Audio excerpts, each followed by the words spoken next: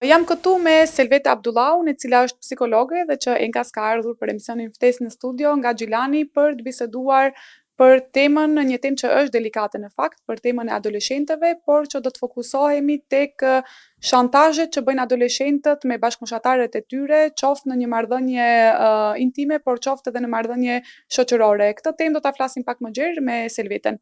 Përshëndetje Selvete, faleminderit shumë që jeni në emisionin Ftesë në studio. Përshëndetje Elmije, faleminderit edhe juve për ftesën. Ju uroj një ditë mbarë, përshëndes të gjithë shikuesit e televizionit tuaj.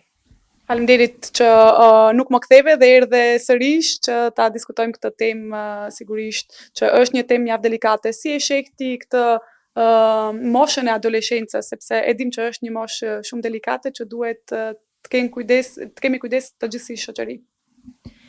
Mosha e adoleshencës është një moshë shumë delikate, si që potencove, po ashtu është një stin e shpërthimeve për shkak të ndryshimeve hormonale që adoleshencët i kanë në këtë fazë të zhvillimit psikofizik të tyre, sepse kalojnë prej moshës së mitur në adoleshencë dhe këto ndryshime janë evidente, po ashtu ndikojnë edhe në aspektin psiqik, në aspektin e shpërthimeve. Për këtë arsye ndoshta edhe kanë marrë emrin si stin e shpërthimeve.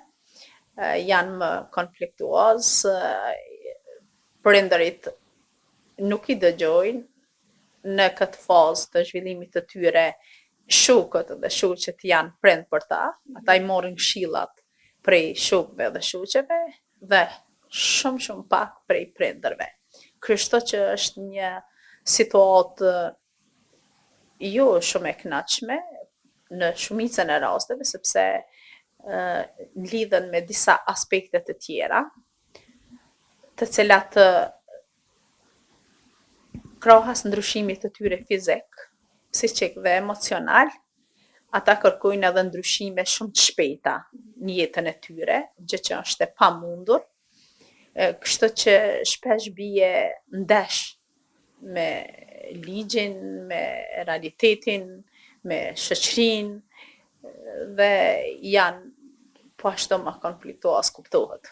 Shumë e vërtet, në fakt është, unë e thash edhe në fillim, është një moshë shumë delikate që duhet të kenë kujdes, sepse mbase edhe ato vetë nuk e mendojnë se çfarë janë duke vepruar. Unë dua të ndalem më shumë tek pjesa e shantazheve, sepse tashmë është bërë një fenomen apo dukuri që bashkëmoshatarët, adoleshentët shantazhojnë apo kërcënojnë me gjëra të ndryshme, duke përfshirë këtu edhe fotografi. Shpesh ka raste ku një adoleshent ka kërcënuar apo ka shantazhuar të dashurën e tij, që po ashtu është adoleshente, për t'i publikuar fotot intime nëse ka pasur një krisje në një marrëdhënie. Domethënë, e shohim shpesh këtë gjë si dukuri dhe ka ardhur duke u shpeshtuar në fakt, a mendon se ka ndikuar edhe rrjetet sociale, sa është kjo si dukuri e pranishme në shoqërinë tonë, dhe mendon se ka ndikuar rrjetet sociale më shumë për t'u shpeshtuar kjo dukuri? Fatkeqësisht rrjetet sociale e kanë një rol negativ në disa aspekte, nëse përdoren për keq, kuptohet, por edhe kanë rolin e tyre pozitiv në shumë gjëra. Për arsye se përmes internetit ne mund të lexojmë në Google gjithçka që ne jemi të interesuar, por disa nga adoleshentët e shfrytëzojnë rrjetin për gjëra jo të mira, për arsye se ndoshta edhe nuk e kuptojnë, jo ndoshta, po nuk e kuptojnë ligjin, se ata janë të ri dhe nuk kanë lexuar në aspektin ligjor, çfarë pasojash, çfarë i pret ata në rast të shantazheve, në rast të konflikteve, në rast të dhunës. Prandaj nuk i mendojnë ato gjëra dhe futen pa menduar fare. Në këtë rast të shantazheve të një vajze si e ceke, normalisht është një dukuri e shëmtuar e cila sjell pasoja të mëdha, është kundër ligjit, është kundër ligjore, domethënë, ndjeket penalisht me kjo dukuri, jo vetëm adoleshentët, po tek të gjithë njerëzit e tjerë. Në një marrëdhënie nuk mund të jesh stabil, kur vetë nuk punon për atë marrëdhënie, dhe në momentin që ajo marrëdhënie fillon të shkëputet, atëherë dëshirat duhet të pranohen edhe nga adolescenti në këtë rast, me dhunë nuk arrin ta mbësh dikë, prandaj çdo ndërhyrje, çdo shantazh ka pasojat e veta shumë të mëdha. Edhe në aspektin ligjor, në aspektin emocional, aspektin psiqik, edhe te pola e kundërt, po edhe pasojat i bort edhe vetë kryesi i veprës, këtë rast adoleshenti, i cili nuk është i njoftuar për pasojat e veprimeve të tij. Nuk e mendon më gjatë. Si mund të shpjegohet nga ana psikologjike, domethënë ti e the që ato nuk e mendojnë mbase gjatë, por e shohin si mjet, sepse këtë shantazhin në fakt e shohin si mjet Së qëllimeve të tyre. po, për të mbajtur edhe një kontroll në një marrëdhënie. Po, në një marrëdhënie. Ata e shohin në atë formë, mendojnë se është forma më e mirë e marrëdhënies, por është forma më e keqe që mund të veprosh në situata të tilla, sepse tash edhe më herët marrëdhënia nuk mbahet me dhunë. Nëse njëri prej çiftit në këtë rast, të dashuruarve po them, don të tërhiqet, atëherë i ka arsyet e veta. Asnjë gjë nuk ndodh në jetë pa e pas një arsye të veçantë. Prandaj edhe tërhiqja do të pranohet në mënyrë normale, por të adoleshentët është krejt ndryshe, sepse ata nuk janë të pjekur. Mosha e tyre nuk koinsiston me një moshë të pjekurisë plot. Adoleshenta më herët është shujt një 18 vjeçar, por tash adoleshenca ka filluar të rritet. Tani fëmijët nuk po piqen moshën 18 vjeçare, por po vazhdon më tutje adoleshenca 25 tutje. Sepse nuk janë shumica e të rinjve nuk i kanë seriozisht, nuk i marrin seriozisht gjërat. Pjekuria mbase vjen pak më vonë, edhe pse në fakt shohim që të rinjt sigurisht me përdorimin e teknologjisë, me rrjetet sociale, të rinjt në fakt mendojnë që kanë hyrë në adoleshencë edhe më herët se ç'është mosha e adoleshencës, por që pjekuria me sa duket po vinë më vonë. Unë dua të ndalem pak tek pjesa nga ana psikologjike sigurisht, si ndikon tek viktima që është shantazhuar për raste të tilla. Kur ka sidomos kur bëhet fjalë për publikimin e fotove intime apo publikimin e ndonjë video që ndodh shpesh në shoqërinë tonë, kohëve të fundit sidomos, si mund të ndikojnë në plan afatshkurtër dhe në afat gjatë në fakt në gjendjen e viktimës. Po, viktima normalisht e ka një gjendje emocionale të rënduar në atë moment që dikush i thotë se do ta publikoj fotografinë e saj, do me thonë ajo ka dërguar ndoshta fotografi gjatë lidhjes së tyre, fotografi intime, kështu që normal që krijon stres, krijon panik, krijon depresion, ka raste edhe që kanë pas mendime suicidale, do me thonë për vetvrasje, për shkak të kësaj dukurie. Por, megjithatë, adoleshenca ka ndryshuar. Nuk do me thonë që të gjitha adoleshentët janë njëjtë. Nuk e përballojnë të Po, nuk varet as prej karakterit edhe personalitetit të formuar të një adoleshenti, por në përgjithësi adoleshentët janë më të vrollshëm, më impulsiv shumica, megjithse janë më të zgjuar në shumë aspekte, në aspektin e teknologjisë, në aspektin e mësimit të gjuhëve të huaja. Për këtë arsye edhe duhet t'i përgëzojmë në këtë pjesën tjetër që e ceka, por në pjesën e konflikteve, menaxhimit të konflikteve janë më të vrollshëm, sepse ja u mundsojnë edhe rrjetet sociale.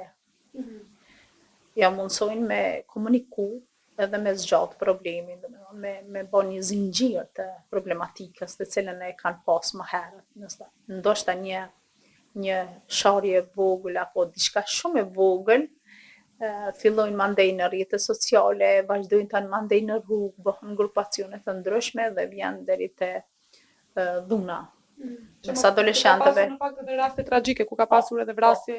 Po, të adoleshentëve, për motive krejt të ulta. Po. A quhet edhe shantazhi, besoj që konsiderohet si dhunë psikologjike dhe çfarë mund të bëjmë ne si shoqëri për të parandaluar këtë dhe për të treguar që kjo duhet të dënohet. Në fakt është një akt që duhet të dënohet, jo vetëm ne si shoqëri, por edhe institucionet përkatëse të marrin masat e dukura. Unë mendoj se duhet të sensibilizohen më tepër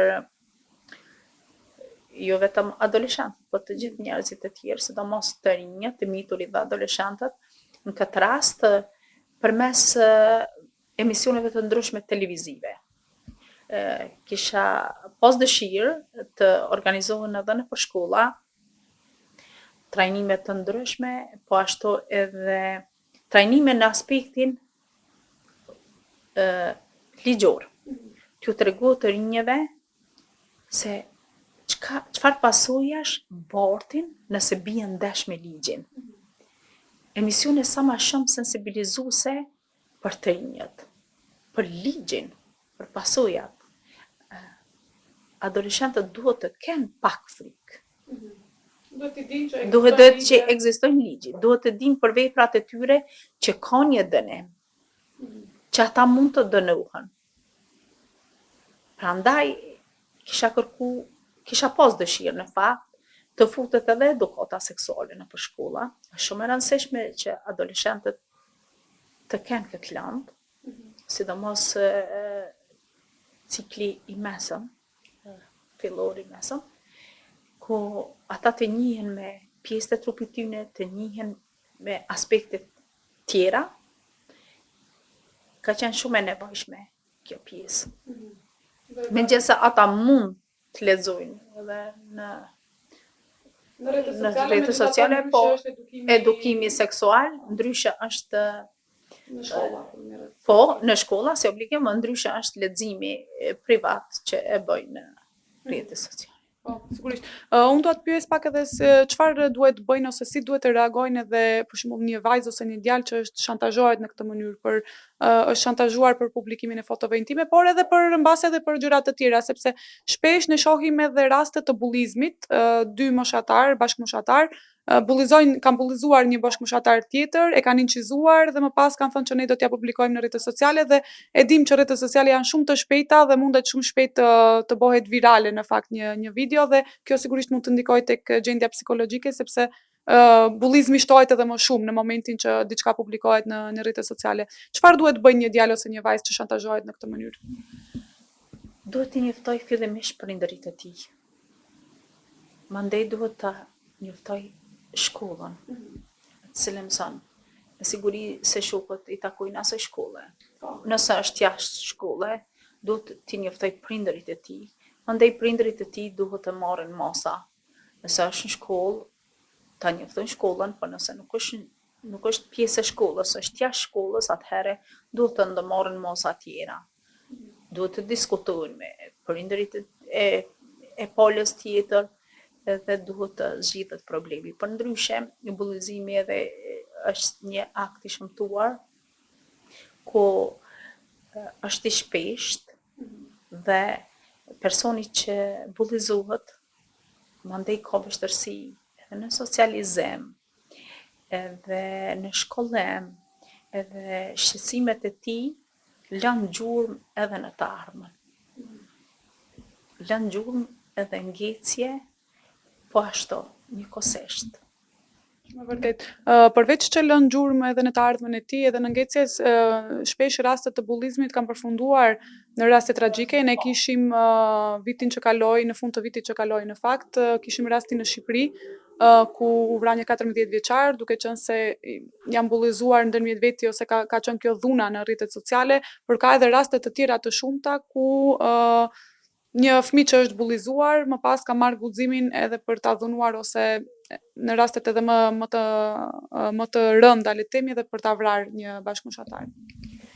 Fatkeqësisht ndodhin raste të tilla, edhe as mekanizma tjera shtetëror ndoshta nuk munden me i parandalu, për arsye se lajmërohen ose njoftohen vetëm pasi rasti të ketë ndodhur, në shumë raste, njoftohen vetëm rasti pasi të ketë ndodhur, por megjithatë mendoj se duhet jenë mas qelë familjarët në raste të tilla, të komunikojnë me fëmijët e tyre, sepse fëmijët shpesh hezitojnë t'i shprehin familjes krejt atë që ndodh në shkollë, për shkak të frikës, për shkak të ndëshkimit, për shkak të që prindërit e qortojnë adoleshentin ose të miturin pa marrë parasysh. Në shumë raste e qortojnë për situatat ndoshta. Në rastet e bullizimit është tjetër. Në rastet e bullizimit, në rastet të konflikt, kjo ishte në rastet e konflikteve, në rastet e bullizimit është tjetër situatë. Fëmijët nganjëherë edhe kanë torp, e humbin vetbesimin e vet. Por fëmijët patjetër duhet të flasin me prindërit. Pa marrë parasysh, a është rasti të konfliktit, a është rasti të bullizimit, çfarë do situate që ju kanoset dhe ju afrohet të rinjeve, duhet biseduar me prindërit, para se të jetë vonë. Dikur mund të jetë shumë vonë ndoshta. Kështu që një fëmijë që bullizohet është një fëmijë që e humb vetbesimin, fillon ta humb vetbesimin. Zakonisht edhe të tjerë që shiqojnë me bullizu tjetrin, ata e bëjnë pikërisht për këtë qëllim. Me ul vetbesimin e tjetrit. Prandaj nuk isha pas dëshirë me dëgju raste të tilla, por fatkeqësisht ne dëgjojmë, ekzistojnë, ne veç kur i shohim që ka ndodhur një rast i tillë tragjik fatkeqësisht. Shumë e vërtet, sepse janë sigurisht edhe janë rrit rastet e bullizmit edhe janë rrit, por kur është momenti që duhet të shkohet në psikolog, qoftë në rastin e bullizimit të dikujt, por qoftë edhe për shantazhet ose kërcënimet për të cilat flisnim. Kur është momenti që duhet një ndërhyrje, një ndihmë profesionale? Ndihma profesionale jo vetëm te këto rastet, po të gjitha rastet duhet të bëhet në fillim. Por fatkeqësisht si shoqëri ne nuk shkojmë të kërkojmë ndihmë te personat profesionistë derisa ta shohim që është bërë e tepërt, derisa ka skaluar situata. Çfarë do rasti? Jo vetëm adoleshent, po edhe të tjerët. Prandaj çdo fillim është më i lehtë dhe vjen te një zgjidhje më e shpejtë. Sigurisht psikologët mund të kontribojnë edhe për të parandaluar mbase edhe Po normal që mund të kontribuojnë në parandalimin e situatave konfliktuoze të adoleshentët, sepse gjithmonë jo vetëm adoleshentët, po të gjithë njerëzit duhet të kenë stopin me vete, të thojnë vetës stop. Por është edhe ajo situatë e shmangjes konfliktit. Ndihma e psikologut është e mirëseardhur sepse e shmang një situatë, e shmang një konflikt, e shmang një bullizim. Sepse e të drejton në mënyrën profesionale se ku duhet të shkosh, çfarë duhet të bësh në situata të tilla, si duhesh të menaxhosh, sepse të rinjt normal që nuk e kanë aftësinë për me menaxhu situata të tilla, se nuk e kanë edhe përvojën. Ata kur ndeshen me problematikën, ju duket si diçka tragjike e madhe dhe jo që tërhiqen, por zhyten edhe më thellë. Prandaj është e mirëseardhur ndihma e psikologut në rastet të tilla.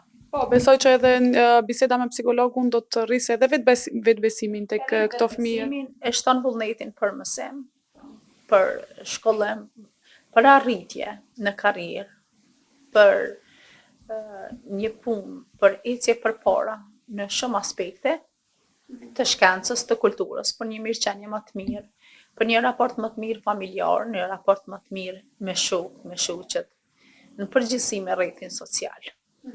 Por edhe një motiv normal, më i madh, po ashtu gjithashtu i vënë pa pikat e forta objektiva që do t'i ndjek një jetë, synimet. I tregon psikologu çfarë është e mirë një adoleshenti, cila është rruga më e mirë dhe cila është rruga më e keqe. Çfarë mund të sjellë kjo rrugë e keqe? Ku mund të përfundosh, por kjo rrugë e mirë, çfarë mund të sjellë? Ku mund të përfundosh?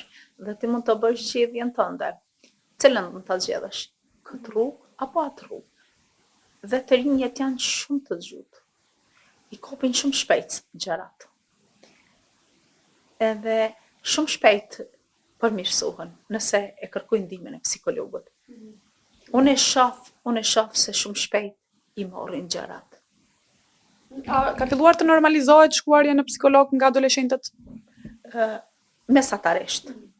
Jo knaqëm, por mesatarisht.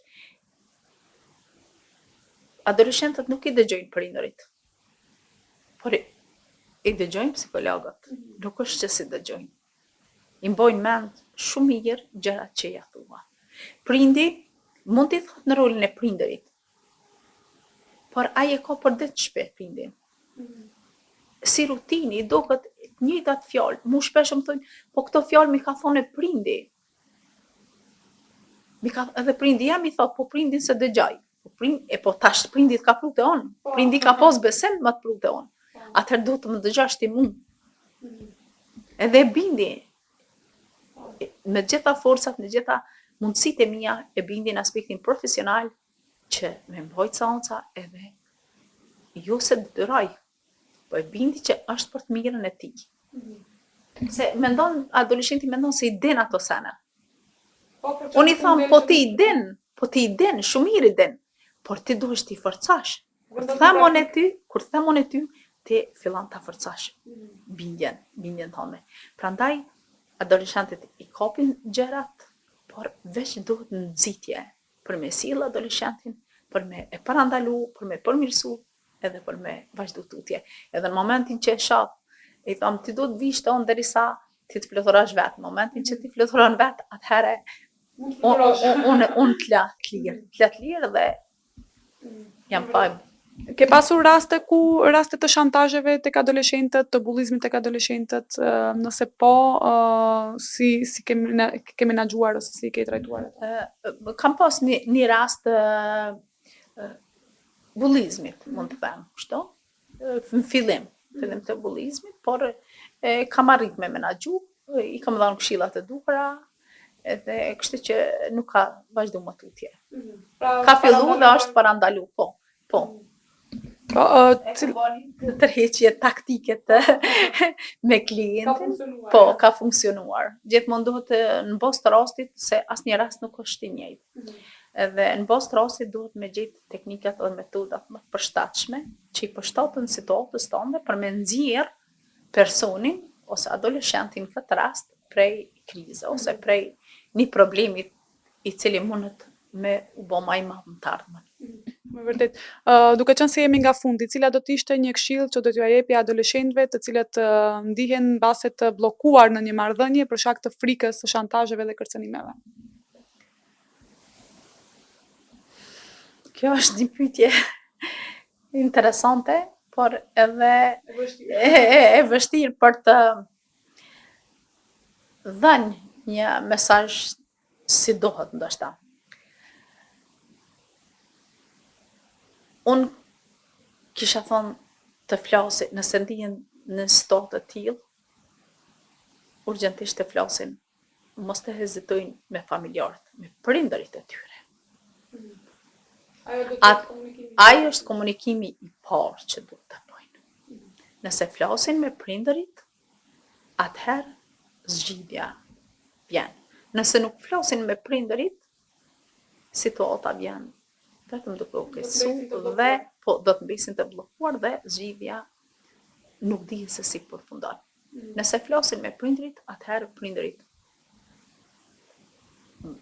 zgjedhin mënyra dhe forma për me bisedu me të tjerët, me personat në fakt që e shantazhojnë personin, edhe krijojnë një farë marrëdhënie, një farë paqe edhe mes dy adoleshentëve në këtë rast. Një mesazh mjaft i mirë në fakt edhe unë do thoja që komunikimi dhe të flasësh për diçka, nëse ke një problem, sigurisht që duhet ta flasësh, por në fakt do doja shumë që të shtoj për të gjithë të rinjt, për të gjithë adoleshentët, sepse edhe vetë kemi qenë adoleshent dhe mbase ndoshta jo në këta përmasa, por jemi përballur me situata të ndryshme të bullizimit dhe gjëra të tjera, por që unë i them gjithçka që frika nuk duhet jetë ajo që mbizotron, duhet jetë e fundit frika, sepse nuk duhet kemi frikë nga askush dhe asgjë, në aspektin që të mos kemi frikë për t'i raportuar këto raste dhe për t'i folur këto raste. Sigurisht edhe frikën e shantazheve se do të publikojmë në rrjetet sociale, punë e madhe, çudia më e madhe zgjat 3 ditë ton, kështu që gjithmonë mos e marrin si pjesë bullizimi, mos e marrin si shantazh, mos e kenë atë frikën, por sigurisht që duhet të raportohen edhe të dënohen në rastet e tilla. Po, Selvete, faleminderit shumë që ishe pjesë e emisionit Ftesë në studio, faleminderit që ndave këtë diskutim kaq të këndshëm. Faleminderit edhe për juve, Ilmije, ju përshëndes të gjithë shikuesit dhe të gjithë adoleshentët në këtë rast. Kërkoj paqe prej tyre. Faleminderit shumë. Të dashur shikues, këtu do ta mbyllim emisionin për ditën e sotme, e së bashku do qihemi në emisionin e radhës. Ju uroj një pasditë të këndshme e bashkë mirupafshim.